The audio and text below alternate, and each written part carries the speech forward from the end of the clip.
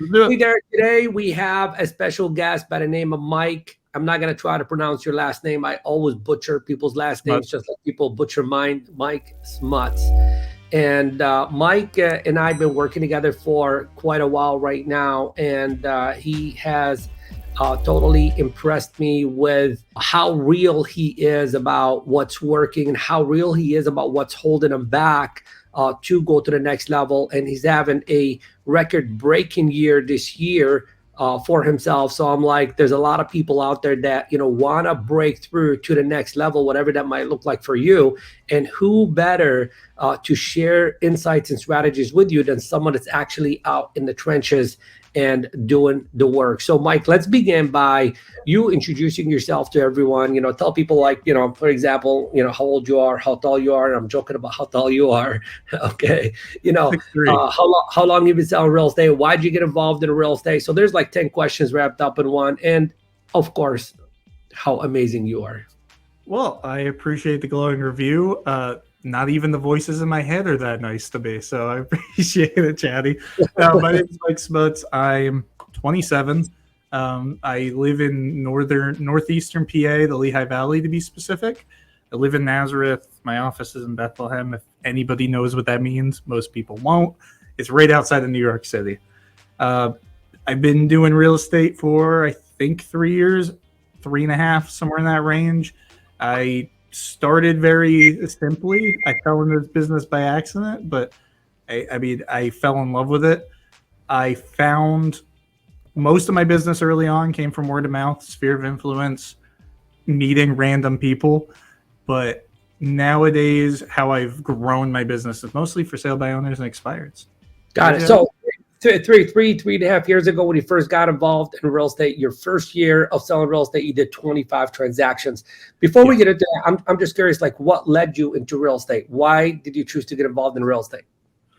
It was a happenstance situation. I didn't ever plan on it. I never woke up as a kid, and I think I probably said, I want to be an astronaut or a firefighter or whatever, like we all do. I never once woke up and said, I want to sell real estate.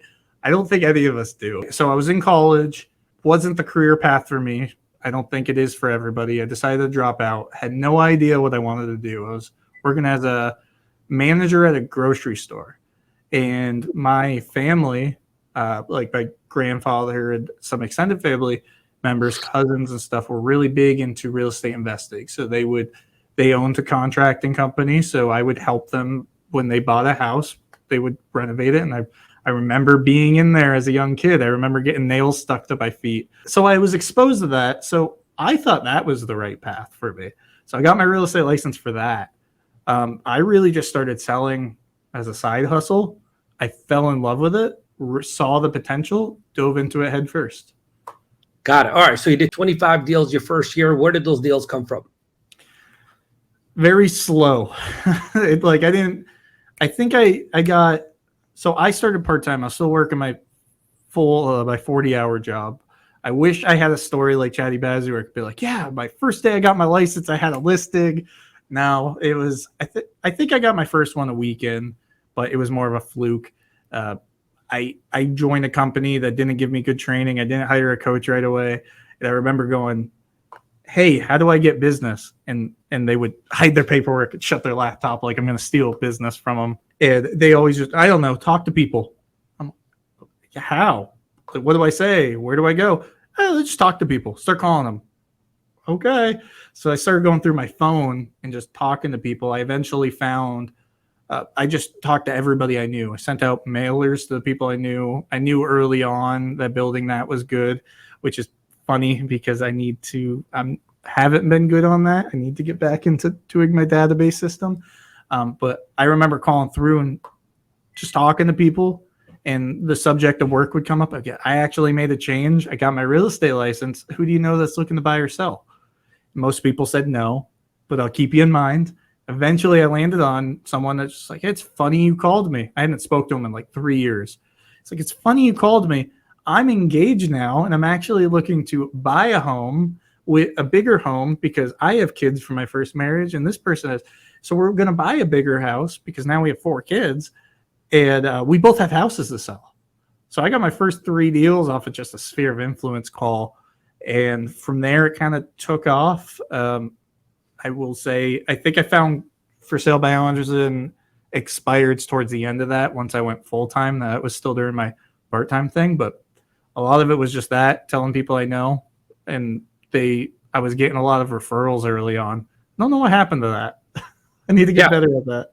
Right. So, Mike, this year you're on track to do 50 transactions. So that's pretty much 1 deal a week. And, there's got to be someone that's like newer in the business right now. And I'm sure the question that they would ask you is this, because they're trying to build up their business in the first year or maybe even their second year. And they're probably making a lot of mistakes and maybe going to, someone in their office and say, hey, can you help me? And they're putting the paper away and the laptop away, like they're going to steal their leads or something like that. So knowing what you now know, if you could go back and redo your first year all over again, what would you do differently? Talk to the new agent right now and tell them what you would have done differently so they can make those required changes. Yeah, there was a lot I could do differently. We could be here for hours if I don't filter myself. Just say, keep it like 1 or 2 things that you would do differently. Yeah. So the first thing I'd do is, remember I said I was calling everybody I know. I put everybody in a Google spreadsheet. The first thing I would have done, I had no idea what a CRM was back then. I would have looked into CRM systems, picked one and stuck with it, because I'm now using, I don't want to shout anything out, I'm now using one that I think will be my forever CRM, but I mean, I just discovered it. I've bounced between every CRM known to man at this point. The tool's not important, but pick one and start working with it is the bouncing, because rebuilding that database over and over again sucked. So run your business like a business, choose a CRM and build that sucker up, let it be organized and do the work that you need to do to make sure that your CRM is spitting out leads. That's the first thing. And the second thing I would have done, even though I couldn't afford it when I started, I probably would have gotten the coaching earlier. Now, I'm not saying that because I'm here with you. I mean, I'll honestly be that. Like I would have hired a coach my first month if I knew what I would have learned. Not just that, the other people in the program that I've met, because it's a lonely business. It's a very lonely business. And, since, you got on that topic, I'm just curious. I don't even think I've ever asked this question. I'm going to ask you 2 questions. Number one, like, how did you and I connect? Like, how did you find me? Like, were you looking for a coach? Did I just stumble upon, like someone referred you? What was it? So I had heard about you before. And I just kind of like brushed it off. I was like, I'm not ready for a coach. Can't afford that. That lie everybody tells you in your head. It's not, can you afford it or not? It's an investment. But it's like saying I can't afford to put money in my 401k. Yeah. Come on. You can't afford it, or you don't want to. But right. So you did a 12-week class. That's right. We did a 12 of the offices. 12-week private training for your big collection of offices. Yeah, there was like 4 offices. You held like a 12-week once a week. I took that, and I think we added, because a lot of it was Facebook based, like in the Facebook group, we added each other on Facebook. So on Facebook, okay. Yeah, 6-7 months later, I was thinking about doing a coach. And I was looking into coaches. I was looking into, I won't name any names, but I was looking into a bunch of programs. I'll be honest, you didn't even cross my mind. By that point, I forgot about you. But what happened was you were in the right place at the right time. You messaged me, and we hopped on like an hour Zoom call, and you provided so much value. At the end of that, I was like, yeah, let's go. Because my problem with a lot of why I never pulled the trigger was again, won't name names, but there's other coaches that's like you're paying for the name, and then that coach doesn't like personally interact with you at all. You get some random person underneath them. You never talk to that person that you signed up for, right? What's your experience been like, since you got involved in the Listings on Demand, coaching program? The experience has been good. It's been a year, maybe over a year. I don't know. My business took off. I remember the first 2 weeks were slow. And then once I got past module 1, which, by the way, changed how I look at things. I never journaled or anything before that. We changed my mindset because I was a very negative person when I joined. I always thought about what went wrong, what I don't have. I've changed my mindset to look at positive things. That's good. That was honestly the best change there was. But after that, we started looking at systems and plans. So I had already been calling for sale by owners and expireds, but I was listing some and I was selling some, but like not to the level that I had.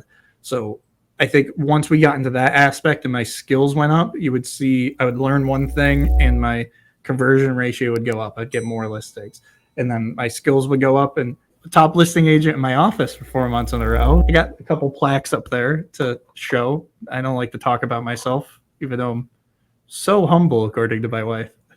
Yeah, very, very, very humble, just like you're like the people you hang around with, right? Exactly. I'm the opposite of humble, which is why I try to avoid talking about myself.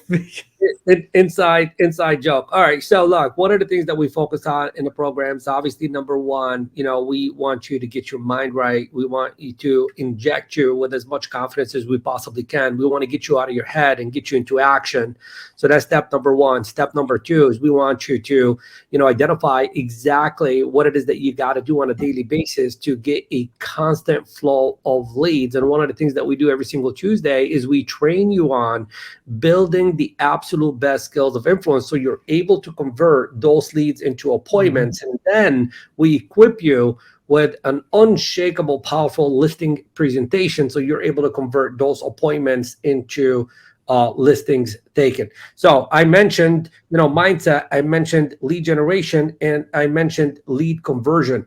Of those three, which is the one that you would put your finger on and say that's the one that made the needle move the fastest and the farthest? It's got to be a trick question. It's impossible to pick one of the three. If you were to pick just one right now, which one would you say is the one that gave you the aha moment of like, I'm going to the next level and I'm becoming a top listing agent in my office? Which one had the most profound difference for you? So definitely mindset. I think lead generation, I mean, it's kind of a buzzword. It is the one thing that makes our business run, is lead generation. Lead conversion, that got me more. It's quicker.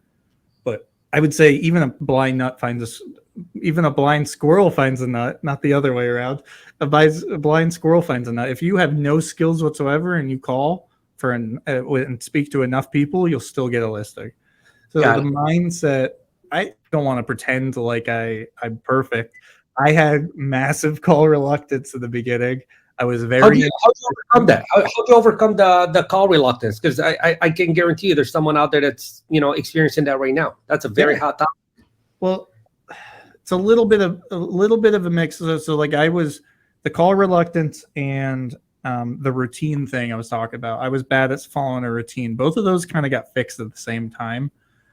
I tied it to, you have us do this exercise.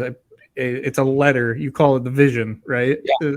And I still have it. It's still the first one I ever wrote, which was in that original 12-week class. I still have, and I've written more since, because I've actually it's supposed to be 5 years in the future. I've beaten that first one, so which is nuts to me. But I think that really summed things up, because I looked deep into the future and was like, time's a non-renewable resource. And I looked at the future and I thought, oh God, if I do what I'm doing now, I'm going to be here in 5 years, versus if I just sacrifice and do this, I'll be here in 5 years. Okay, I need to do that. And I need to start like last year. Yeah. So that really kicked me. Also the morning routine and just being on routines in general. Because like I would love to say a light switch flicked in my head and I was just suddenly like this whole new person. That's a lie. You know what I mean? Like I got motivated, but motivation's short term. Yeah. So the routines help you, because I look at this like a business now, and I work inside my business. I'd fire myself if I didn't make the calls. And every time I'm tempted, because I do, like heck, even this morning, I didn't want to make my calls, and I was tempted to be like, oh, I can leave the office early. I don't need to make my calls. And then I thought about that future and what I wouldn't get, and more aptly what my wife and future, my future kids and family wouldn't get. And that converts me to go, okay, I mean, to get that, I have to make calls. Yep. So So let's unpack that. So basically, you got clear on your future, okay, and then you reversed engineered it to what is the daily routine that I have to engage in every single day in order for me to fulfill upon the promise that I made myself to be at a specific place in the future. And that's exactly what you did. And part of what you had to do every single day is you had to make the calls. So whenever you feel like not doing the calls, you just go back to that emotion of the vision and your future you, and that propels you into very quick I action. go back to not having money, and I Yeah. remember it. I'm not fully away from it. I'm not where I want to be. Yeah. So I keep going. I don't want to go backwards. Yeah. It was really that. Like, I told you, this is what I want. This is the money I want, and this is why I want it. And you were able to go, okay, so this is what you want to make in a year. This is what you need to do a quarter, a month, a week, a day. And I said, that's it. I can do that a day. And I just started doing it a day. Perfect. So what does prospecting look like for you every single day? How many people you're speaking to? Well, with the shift going on, I've upped it. It has been about 30 people a day. It was 30 new contacts a day, and then maybe like 10, whatever. I'm aiming for 40 now. Not going to lie. I stopped at 35 this morning. I still have to, after this, I have to go back and make 5 more. I call for sale by hours expired. So my stack is kind of like brand new expireds. I'll call them 8 a.m. sharp. If they don't answer, I call them a second time. If they don't answer, I shoot them a text. I move on to new for sale by owners, and then older for sale by owners, old expireds, follow up, circle right back around to the top. And Got it. And sphere of influence. right. Okay. So you're doing your lead generation every single day. You're focused on for sale by owners. You're focused on expireds. You're talking to 30 plus people every single day on average. Obviously, you're setting, some kind of amount of appointments every single week. I'm just curious, how many appointments are you setting every single week on average? You're gonna be a little embarrassed of me. I set about 1 appointment a day. So Monday through Friday, it's 5 appointments a week.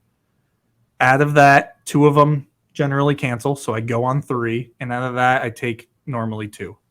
Okay, awesome. So basically your conversion rates are about 65, 70% on average. Higher. Yeah.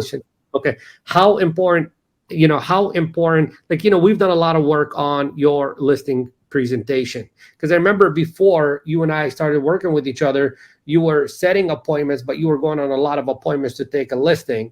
And then when we got the listing presentation right, not only did you start converting more listing appointments into listing contracts, but you also started to set more appointments. Yeah. How, in your opinion, if somebody was like, they got a script book or whatever, they just wanted to dive into the world of like, how do I become a better salesperson? Where would you have that person start? By mastering their listing presentation or their appointment setting skills? I think it's very important to track your numbers, right? Like, I knew them off the top of my head because I look at them daily. I track my numbers. I know where my personal fault is, because every single person's going to be slightly different. There's not going to be a one-size-fits-all situation. I know it's a cop-out, but some people are going to be better at, and this is where working with you has come into a big play. You were able to look at my numbers and go, okay, you're not struggling to set appointments, but you're struggling to list them once you get there. That's where we should focus.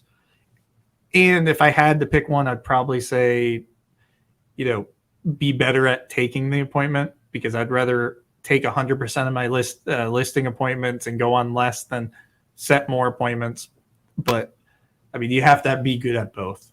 I know that's a cop-out answer. Right. I think you have to be good at both, but focus on your listing appointment first. So basically, your listing presentation is more important than your presentation to try to get the appointment, because there's a lot of people like you said that go on a lot of appointments, but take very few listings, if any. And Mike, because there's a lot of people that are going to be listening to this either on the podcast or watching it on YouTube or coming across it somewhere on social media, and maybe they're thinking about maybe it is time for me to get a mentor, to get involved in a coaching program, and maybe they are considering working with us. What would you say to that person? Do it. I mean, it can't be any simpler than that. If you're afraid and you want a first-hand a firsthand like story, you can reach out directly to me. I have no problem telling you my honest truth. I don't lie or BS anything. I get nothing out of it besides to see other people succeed, because Chadi Bazzi and him helping me has changed my life. I probably wouldn't have stayed in real estate if I did it.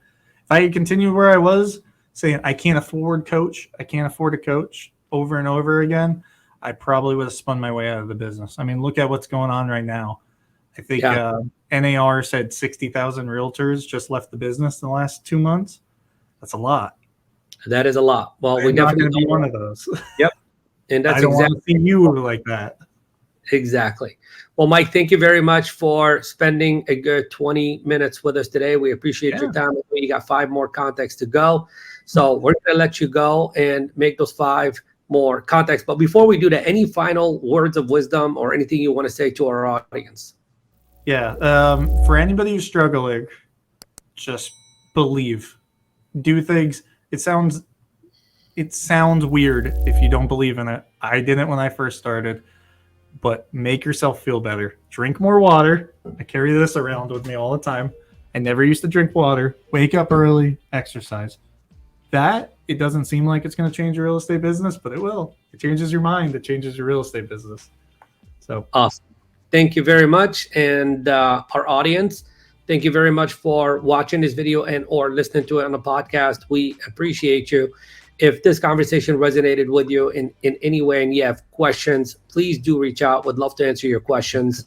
And if there's anyone out there that you know that can benefit from this conversation, please share it with them. Thank you. Awesome. Bye.